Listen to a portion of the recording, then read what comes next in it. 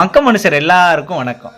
தொடர்ந்து 48 நாள் நடக்கக்கூடிய தென் தமிழகத்தோட மிக முக்கியமான திருவிழாவில் ஒன்றான நம்ம சங்கரன் கோவில் சங்கரநாராயண சுவாமி திருக்கோவில் சித்திரை திருவிழா கோலாகலமாக தொடங்க இருக்கு.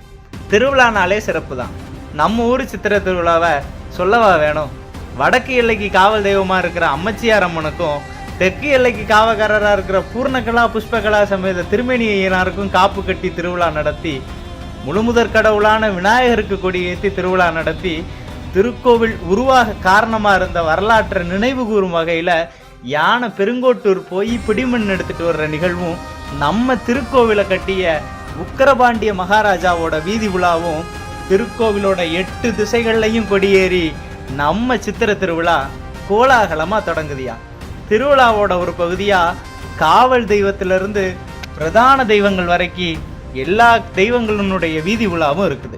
அது மட்டும் இல்லாமல் நம்ம கோவிலில் இருக்கக்கூடிய எல்லா வாகனங்கள்லையும் சுவாமியும் அம்பாலும் ஒவ்வொரு நாளும் நமக்கு காட்சி தர இருக்கிறாங்க. இது மட்டும் இல்லாமல் கூடுதல் சிறப்பாக தமிழகத்திலேயே நம்ம கோவிலில் மட்டும் இருக்கக்கூடிய புருஷா மிருக முனிவரனுடைய வாகனத்தில் சுவாமியும் அம்பாலும் ஒரு சேர நமக்கு அருள் தர வாராக.